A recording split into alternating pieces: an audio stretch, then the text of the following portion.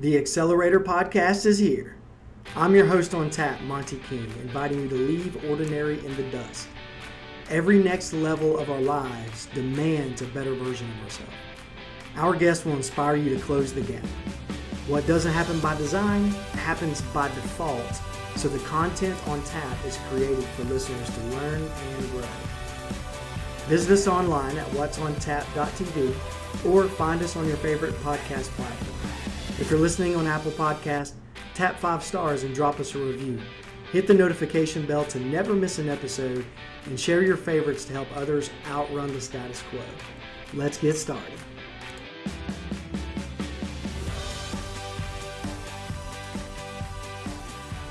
Hello, everyone. Welcome to another episode of the Accelerator Podcast.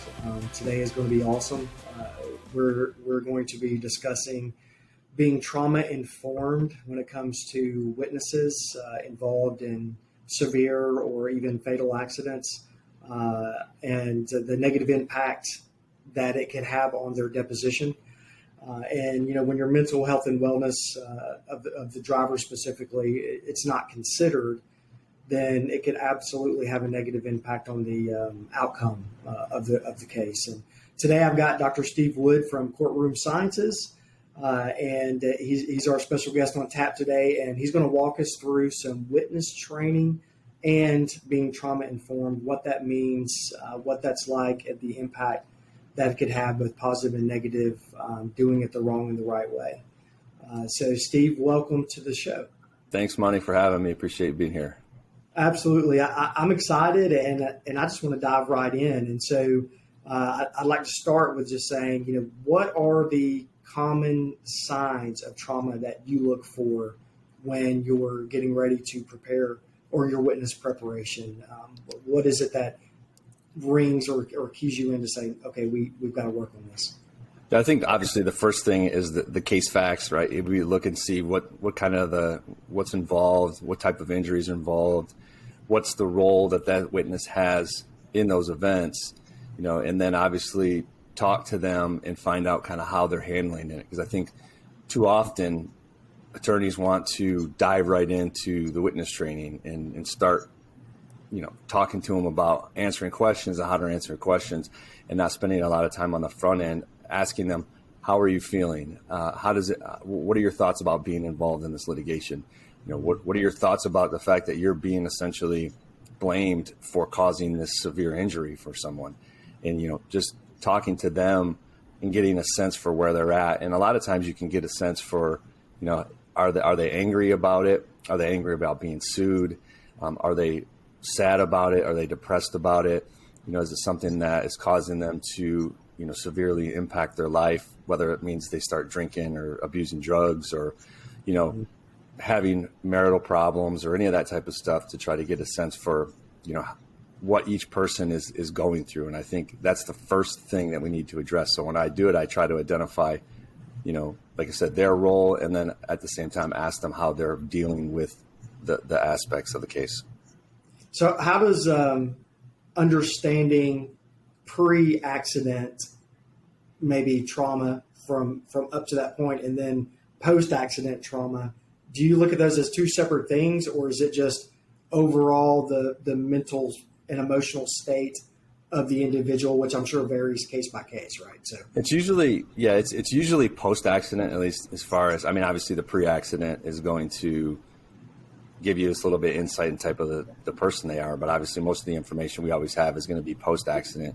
So it's a matter of kind of looking at how that person is dealing with it. But obviously the pre-accident kind of personality characteristics, the type of person they are they hyper vigilant? Are they more of the, you know, person who is a little bit less hyper vigilant, or they're more of who cares, right? They're just less they're less uptight or anxious. You know, they're going to handle something a little bit differently post accident than the person who's hyper vigilant pre accident, and then obviously the accident's going to affect them a lot worse afterwards.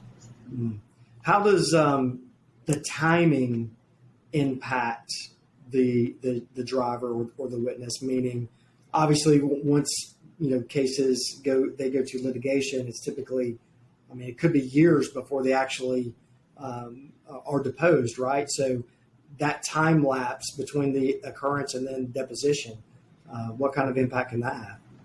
You'd think the old adage, right? Time heals all wounds. But with some of these, is the longer it's going on, the more they start to ruminate, and then there's really no closure. And we've had it before where, whether it's been a physician or a truck driver, and then it's been 2 years since the incident, and then we get involved.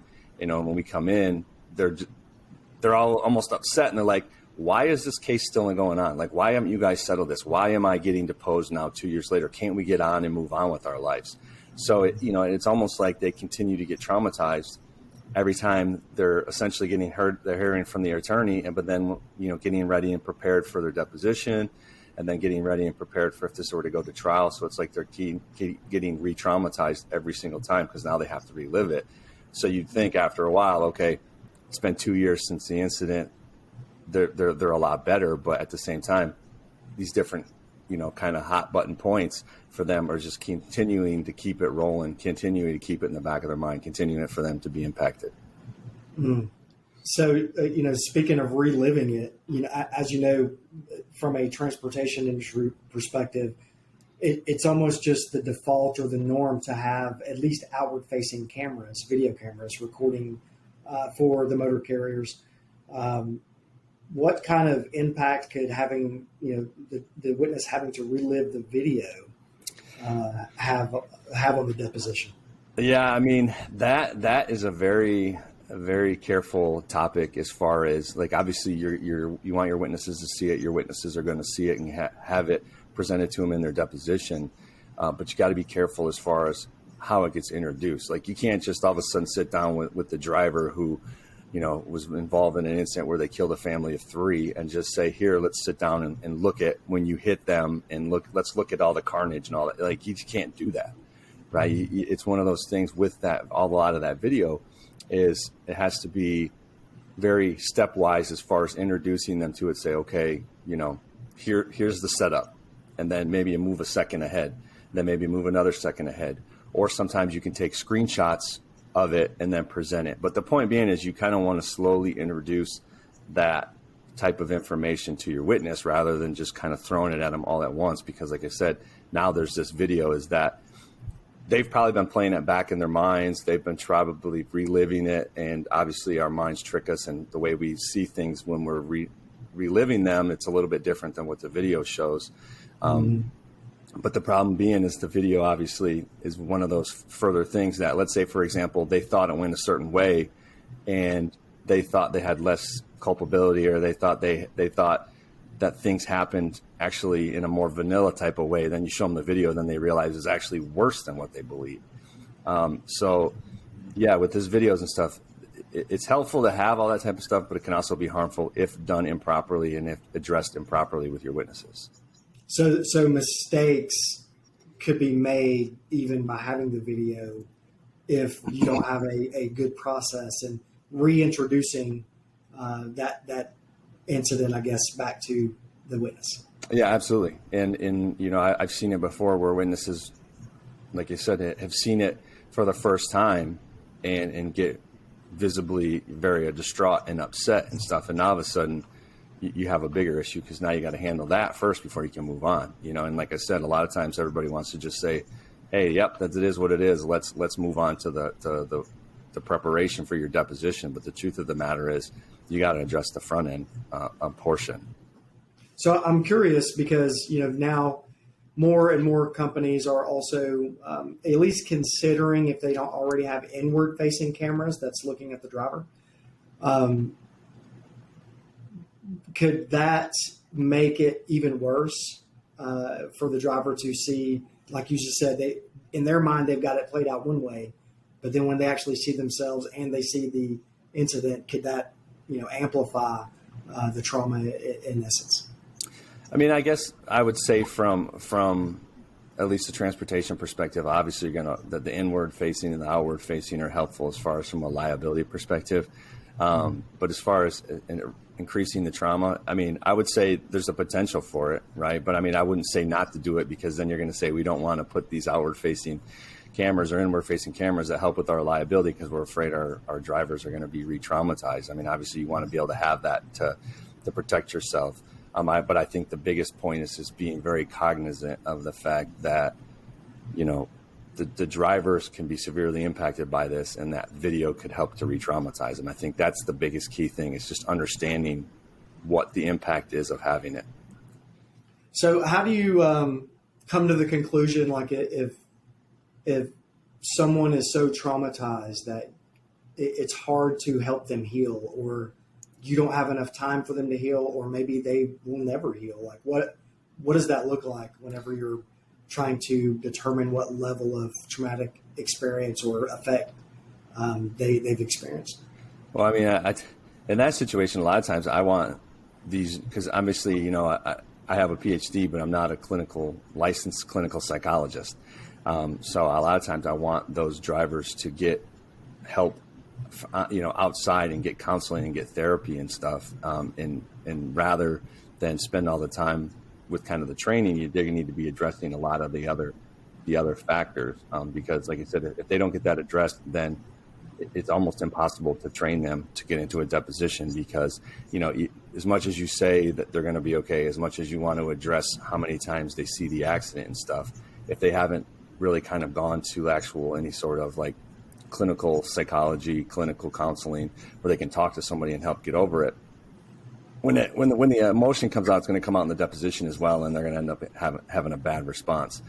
So those are the things that I look at, that sometimes it's just where, like you said, if this person is so hyper emotional to the point that they just can't focus on what the training is, they can't focus on whether or not, getting ready for the deposition, I think that's when I say, hey, we need to get a professional involved in here that needs to take care of this. And we can't move forward if we don't take care of that.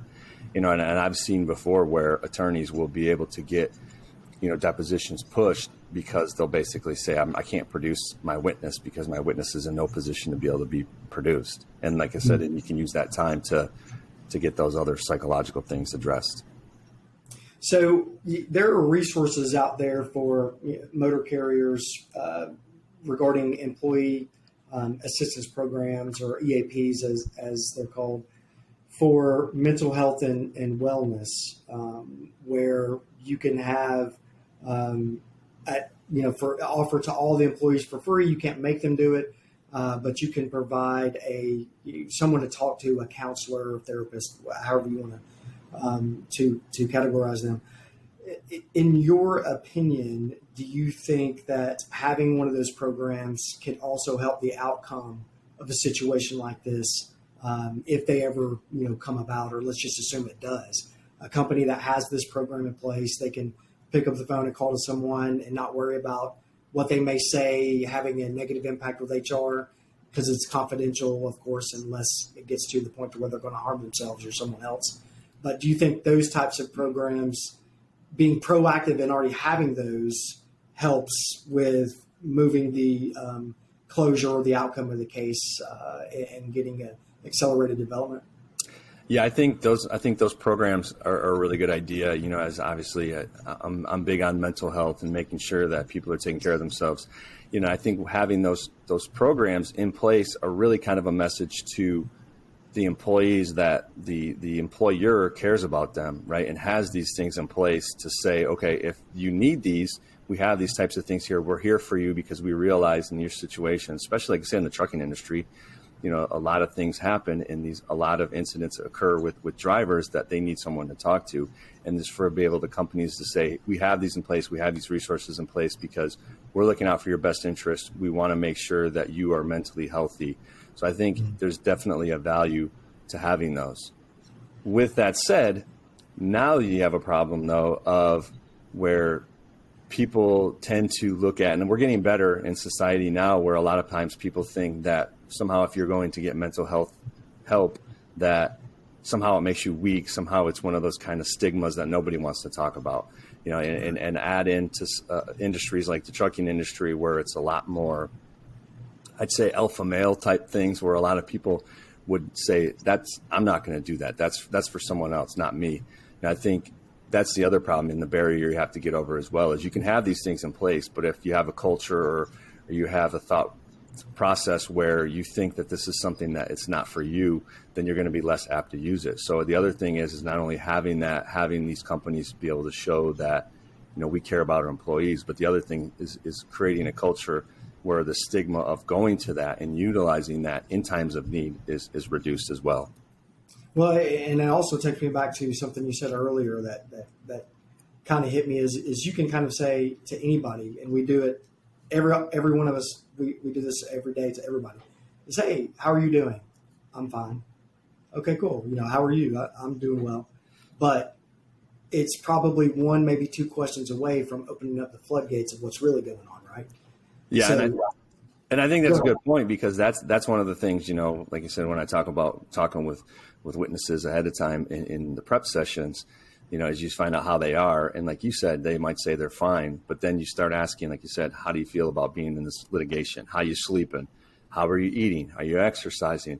And as you said, as you start to peel back the onion with those kind of simple questions, before you know it, I've had witnesses start crying right there. They say they're fine. And I mean, I can vividly remember one truck driver who was like, full sleeve tattoos, chain wallet, earrings in both ears, shaved head, beard. And it was that tough guy kind of, I'm fine. And then after about 5, 6, 7 questions and asking a little bit more, before you know it, he's starting to choke up. He's starting to tear up. So a lot of times the people are kind of holding things back and not really putting them out. So to your point about asking how you're doing, it's kind of surface level too. It's when people ask that, and a lot of times it's because people don't want to be burdened. Like, could you imagine, Monty, if we got on here and you said, Steve, how are you this morning? And I said, I'm terrible. I'm in San Diego right now. I took a red eye last night. I got to turn around and work all day today. And you're going to be going, gee, man, okay, I shouldn't have asked that. I shouldn't have opened that door, right? But I think there's times where in that situation, in normal everyday conversations, it's fine. But like I said, in a witness prep type session, you want to get past and taking it as I'm fine is never just I'm fine. Well, and the prosecution probably is going to feed off those surface level items to get to the underlying and try to expose that. Would you agree? Yeah. And like I said, the worst thing you ever want is for your witness essentially to have their emotional meltdown or their emotional, mistakes to happen in the deposition. You want to get those out in the training sessions. I have videos when I do speeches and stuff of showing safety directors and other individuals essentially having an emotional meltdown right in the middle of the deposition. And then right about 10 minutes later, they say something really, really bad for the case. But those are all the things you could have addressed on the front end and get all those out, knowing that these are the areas that are going to be talked about and touched upon in your deposition so that your witness is ready for them, so that they do have the crying session. I mean, I can't tell you how many times I've had crying sessions with witnesses and I just let them go, and it's like an hour in and we haven't even talked anything about the case. But then they get all the stuff out because they have concerns about whether or not the company is going to stand behind them, whether or not they're going to lose their jobs, whether or not they're going to be criminally punished for what's going to happen. I mean, they have all these kind of fears, and a lot of them are irrational fears. But like I said, addressing those up front to be able to make sure that they don't happen in the deposition, because to your point, yeah, if they smell blood in the water, right, they're going after it and they're going to pick and pick and pick and get your witness to fall apart. So clarify something for me, because I've heard of this and I just want to make sure that I understand correctly. But if an incident is, let's just assume there's a fatality, the motor carrier, obviously they get sued and brought into the case, but doesn't the driver also get something brought against him as well, him or her? They're named specifically, like you just kind of mentioned from a criminal perspective. Yeah, I mean, I guess it depends. It depends on the case facts about whether or not they're going to be, blamed criminally. But I've seen as well where they're blamed civilly as well. Where it's the driver, the company, and the driver are both named in the lawsuit, and obviously that becomes a little bit different because now all of a sudden the driver is worried about what does this mean for me personally. And I've seen it before where plaintiff's counsel will have both of them in. They'll keep the driver in for a really long time, and then right about on the eve of trial, they'll drop the driver out and keep in the trucking company. But it's enough pressure on the driver to cause this a lot of stress for the driver about the unknowns, about what's going to happen, because now they've been named personally? Does that mean they're going to lose their house? Are they going to come after them? Are they going to start, taking their vehicles and all that type of stuff? So then it just adds another level of anxiety for them to be worried about. And then obviously, like you say, if you have criminal charges, that's a whole nother animal, because now you have to deal with not only the civil aspects, but you have to deal with the criminal aspects, and making sure, when you're being deposed, you're not saying anything that could hurt the criminal case. But obviously I've worked in that, and there's always usually involvement, right, from the civil attorney and the criminal attorney. And there's some coordination between the two of them about whether or not they take the fifth and whether or not they answer certain questions and all that. So is there a strategy that motor carriers can use either through the onboarding process or recurring training to maybe be proactive and saying, or talking about, look, this is your potential exposure. We hired you as a professional driver, so of course we expect you to be professional, which means this, but this is also your exposure where you could be named individually as well as the company. Is there anything that a motor carrier can do to help get ahead of that? Because I got to imagine for drivers who are unaware that they could be individually named, that probably really shakes them up to what you said earlier about the prosecution will drag it all the way out to the end and then drop it, but make it so stressful to try to get them to probably, obviously the reptilian theory and all that, negligent hiring, et cetera. But speak to that if you don't mind. Like, what can a motor carrier do proactively to try to, head that off at the pass? I think, I don't know if I'd address, whether I would necessarily kind of go after and say, hey, they could name you personally and be worried about that. But I think there's definitely a value in, like you say, in making sure in your training sessions that they're aware kind of the procedure, of the process, of what were to happen in an instance. Now, I wouldn't dwell on it to try to scare people, but I think it helps them to understand kind of what could occur and what occurs kind of the process, so that, they have a general idea when they get into it. Now, I wouldn't, like I said, get too much into the weeds as far as all the intricacies of a deposition and a lawsuit and all that type of stuff. But I think, to your point, at least mentioning it as far as kind of how serious they need to take their training and how serious they need to understand what they're doing when they're behind the wheel. But I think it goes back to as well about the training, because what does plaintiff's bar love to go after, right? Negligent training, negligent hiring, negligent retention, all these types of things that trucking companies need to make sure that they're addressing and focusing on, because that's the weakness. That's the area they're going to immediately in any sort of litigation where there's an accident involving a truck. That's the first spot they go to look. So if you can bulletproof that and increase that so that it looks a lot more solid, it makes it a lot more difficult when it comes time for litigation to try to pick holes in that. So do you, or Courtroom Sciences, do you offer witness training like a la carte? For example, if there's a motor carrier who's not even involved in anything, but the owner just wants to be proactive and making sure his employees are as prepared as possible, do you offer trainings like that? Yeah, we do. What's funny is we didn't, but that's been something obviously that's been a part of our idea now, and the thing that we preach a lot is proactivity and not waiting until the lawsuit is filed and not kind of essentially constantly playing on your heels.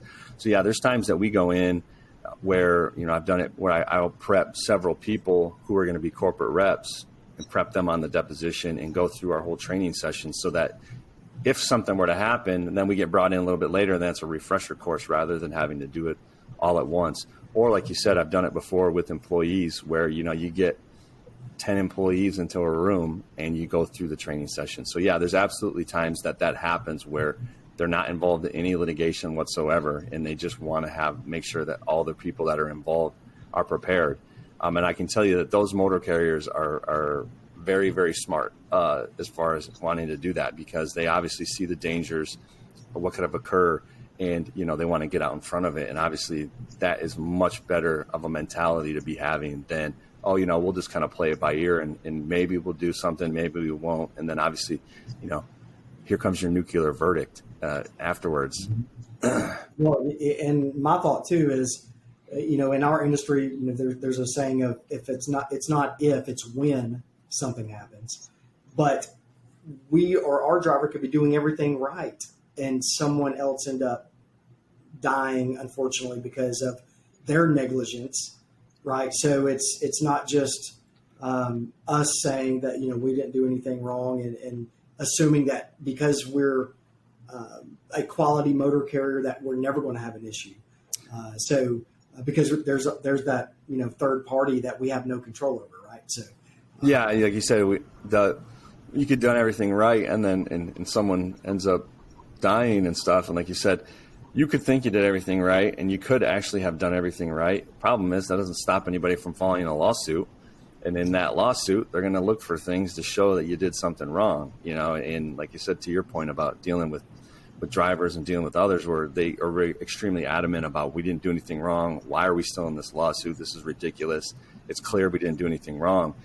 And I always talk about, it doesn't matter what you think.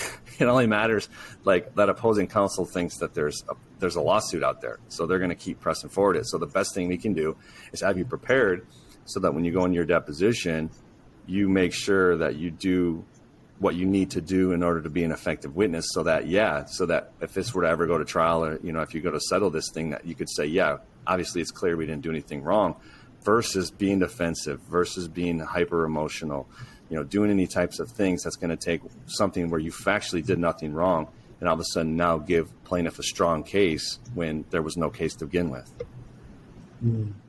So when is it too late to start witness training? When is it too late? I would say, I guess it's never too late. But I would say, though, if your depositions have already gone and you're getting ready to go to trial, it's probably too late.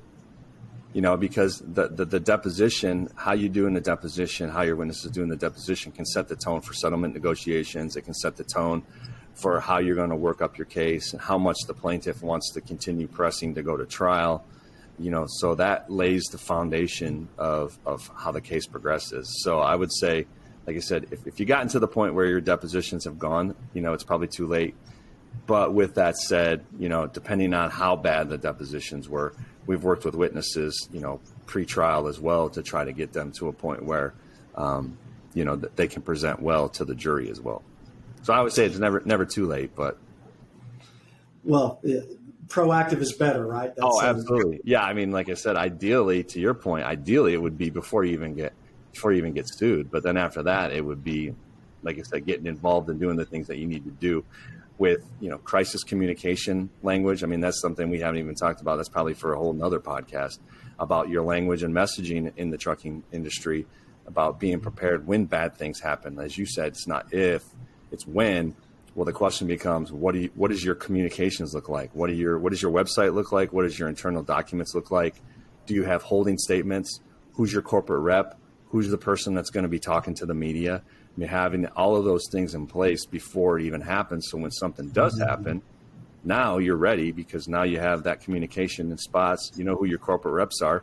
And when the depots come, those people are at least aware of what the issues are and what they're supposed to do, and then they're ready to go and get deposed.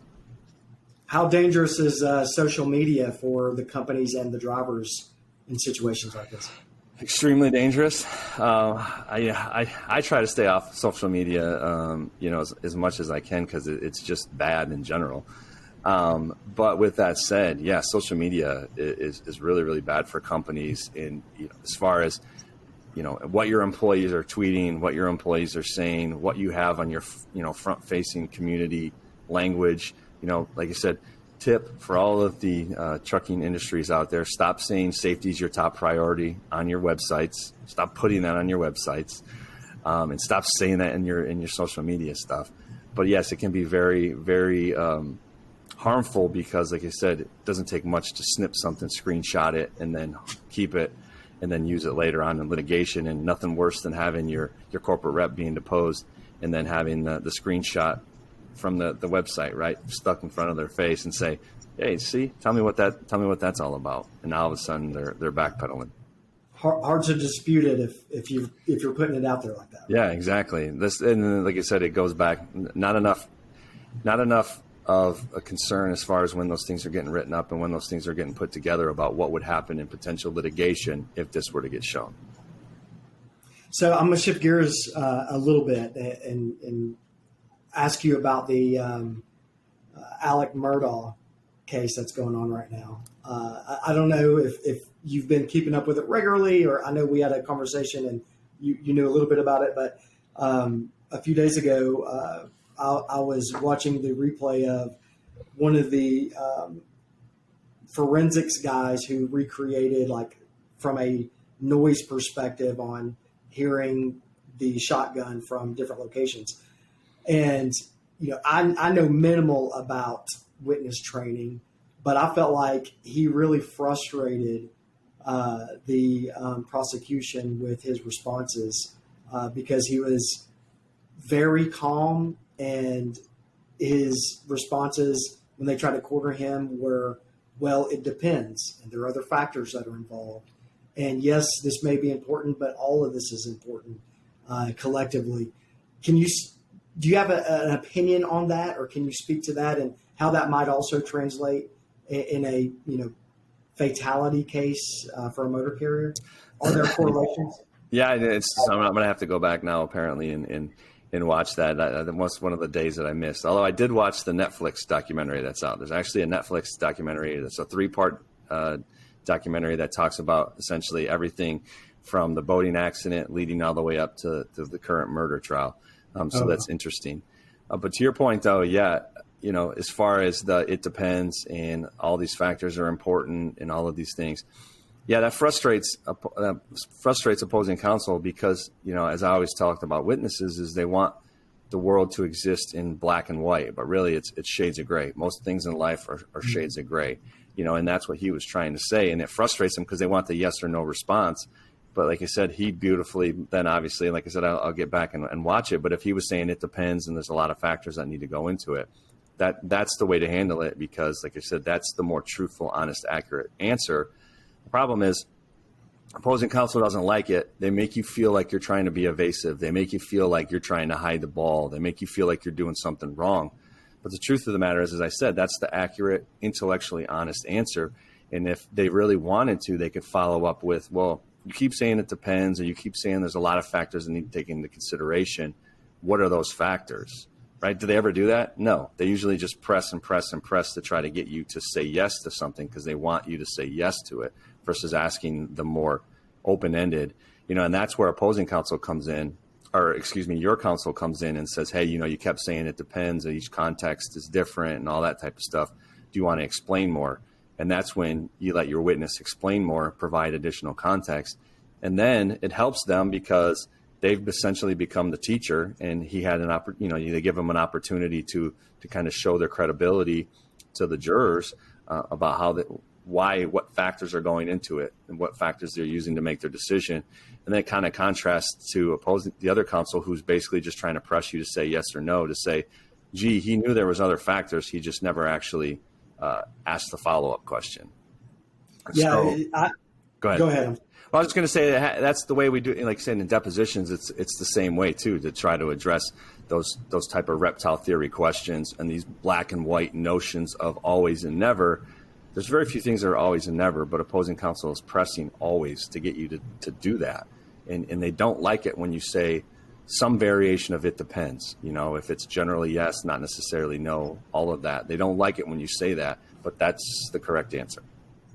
Yeah, I literally laughed out loud a few times thinking that the witness had clearly had a lot of experience in that, sitting in that chair, and the frustration on the counsel questioning him was just it was just humorous to me. So definitely check that out and let me know what you think. Yeah, there was another witness in that case too that was very short and concise in his responses. I think it was one of the prior employees of Alec Murdaugh's, who was the one that was responsible for depositing the checks, and he was short and concise with his responses. And I was watching, I think it was on YouTube TV or on YouTube, where they had the running chat on the side, and most people liked him. Some people didn't like him, thought he was snarky and stuff, but I thought he did a good job because, it's the quintessential answer only the question that's being asked. And that's what he was doing, short and concise, and wasn't getting flustered, wasn't getting frustrated as much as they were trying to get him to do stuff. He just stayed calm, cool, and collected. I thought he was another good witness as well. Man, so you just hit on something really awesome, I think. How many times in your experience do drivers specifically, since we're talking about, trucking and if they were involved in fatality, how many times do they answer questions that aren't even asked that get them in trouble? All the time. All the time. And that's going back to, like you said, addressing emotional issues, the cognitive stuff. So we talk about cognitive errors being kind of these normal everyday conversation errors where, we interrupt each other, we talk over each other, we finish each other's sentences because we're constantly like, someone's halfway through the question and we're starting to formulate a response before they're even done. So what ends up happening is we miss part of the question. Before you know it, we're answering something else. So that's what I see a lot with witnesses. It's very, very common. But the other thing is, like you said, the emotional aspects of it is that they're feeling defensive. They're feeling like they need to defend their conduct. So they get asked a very simple question. And before you know it, they launch into this diatribe trying to explain away everything to rationalize all these different factors, and like you said, they're not addressing anything that was actually in the question. It's because they just wanted to get their side of the story across because they're so desperate to try to defend themselves. And the thought being, if I just give you this piece of information, if I just told you this, if I just explained my side of the story better, this case will just go away. Well, we know that's never going to happen. Mm-hmm. Is that also why in certain cases, maybe even like for a company owner, or maybe even a driver, that the decision is made not to put them on the stand? Yeah. Sometimes witnesses, you're just better off to not call them. But with that said, you with the proper training, I can say that I haven't had too many witnesses that essentially were just like, this person is so bad that you cannot let them get anywhere remotely close to the stand, and like I said, a lot of times if that were to happen, it's usually the hyper emotional ones. I had one where it was a bus driver who made a left turn in front of a vehicle, and these two cars were racing, going about 85 and a 45. Sun's in her face. She goes to turn, and all of a sudden they come up on her. And one of the cars gets engulfed in flames. One of the passengers of the vehicle obviously gets severely burned on her body. And this bus driver just continually would have nightmares and flashbacks, and she could almost smell like burning flesh and those types of things. She was such a wreck that you couldn't even do anything with her. You know what I mean? She needed to get professional help and deal with that first. She was so bad that you could, like you said, you were like, we cannot depose her. I don't care what we have to do. We cannot get her deposed because she is not ready, and you're going to traumatize her. And this is less about the case and more about you're going to traumatize her as a human being. Wow. Awesome. Well, Steve, I think that we could probably talk forever with not just this, but you've got several different just pieces of your entire process overall when it comes to litigation and how you guys prepare for it. So I definitely would love to have you back for another show, and maybe we could talk about some of the other items you mentioned. But I would like for you to let everyone know how they can reach out to you and where they can find you. And then I've got a few more questions before we wrap up for the day. But let's go ahead and make sure that everyone can get in touch with you and they know when and how and where to call you when they need you. Yeah, sure. You can email me at swood, SWOOD, at courtroomsciences.com. You can, get a hold of me through the website as well, courtroomsciences.com. We have blogs and we have our own podcast up there as well that you can listen to, the Litigation Psychology Podcast. I'm on LinkedIn. I'm probably not as active as some other people on LinkedIn, but I'm up on LinkedIn as well. Feel free to reach out to me on LinkedIn, and I'm happy to connect and have conversations with people. Awesome. And I'll shout out the Litigation Psychology Podcast. I think it's awesome. So I love the rants. Yeah. If you've got one for today, like, hey, I'm doing a 3 a.m. podcast. Yeah. Certainly let me know. So yeah. I leave the rants to Bill. That's kind of Bill's thing. So he's let me rant a couple times, but I kind of just tell him, you know what, I'm gonna let that be your thing. Awesome. All right. So now I've got what we call the TAP 5, which is 5 random questions that I'd like to ask you and get your response. And you can answer in one word or one sentence, whatever you need to, but we'll get started. So my first question is, what is the worst witness training advice that you've ever heard or received?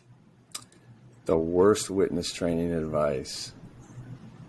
I think probably I don't know. That's a good question. I'm trying to think. I've gone through and I've heard a lot of things that I don't agree with. I think pivoting would be the worst advice that I've ever heard.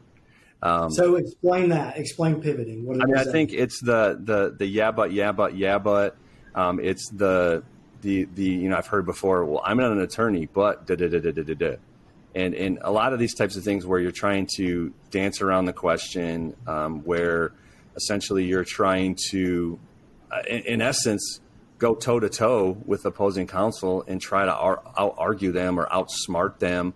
And rather than answer the question, you're trying to pivot it and push your narrative rather than just answer the question. And I know that there's some people out there that preach it, but it's not something that we do. It's not something that I endorse. And I've seen too many bad depositions that I can direct back and look back. It's because they're trying to pivot. So on the flip side, question number 2, what's the best witness training advice that you've ever heard or have been given? I think the best is really just being present in the moment for each question, because a lot of times, like I said, a lot of witnesses are trying to formulate their response before the questioner is done. And they're not present and they're missing key words that are in questions, or, that they're answering, as you said before, answering questions that were not even asked of them.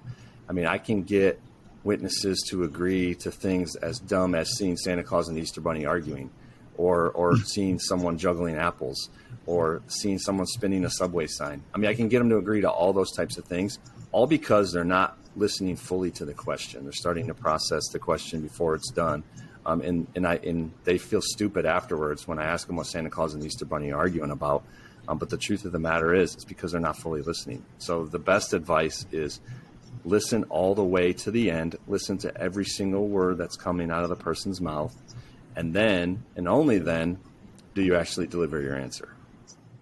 So that would also entail you being alert to the question, right? So, and I'm sure we could talk about fatigue and all kinds of other stuff that you probably need to address leading up to depositions or being questioned by opposing counsel, et cetera, right?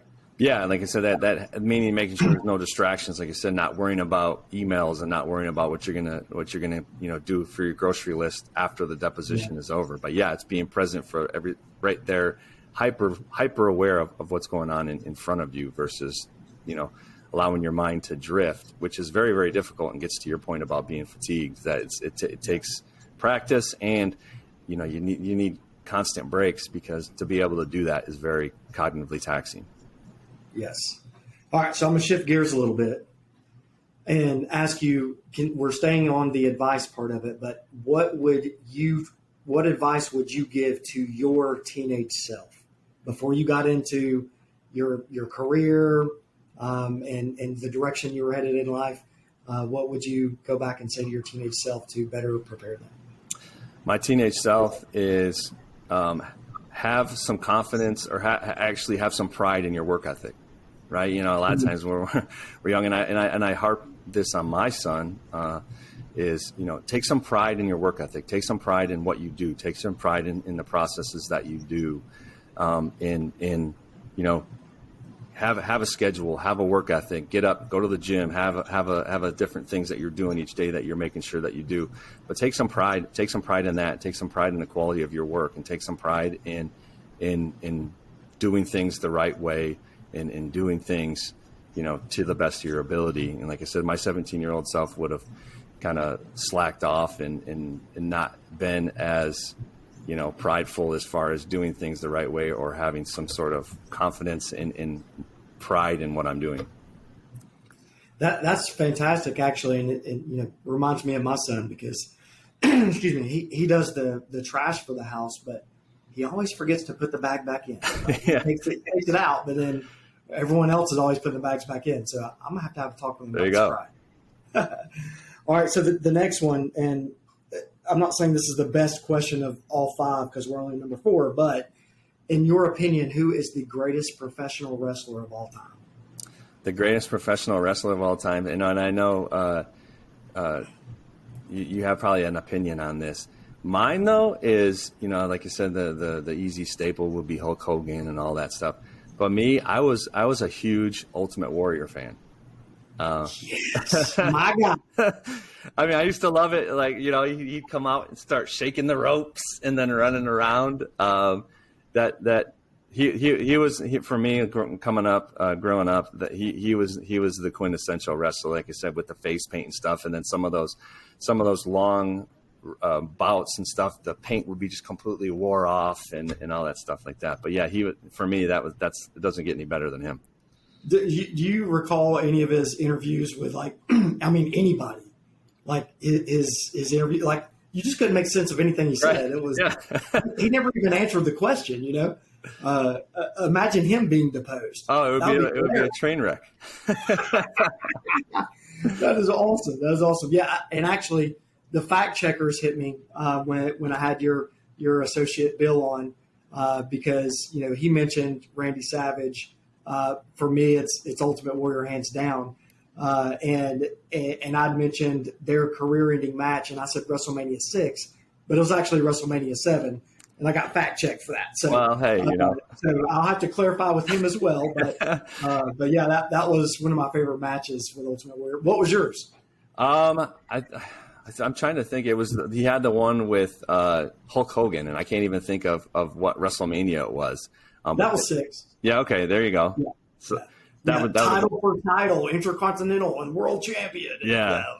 That was one of them where I was talking about, I think, where he was, so sweaty and stuff when it was all said and done. Basically, the makeup and stuff was completely gone. But yeah, to talk about two of the premier wrestlers at the time going at it.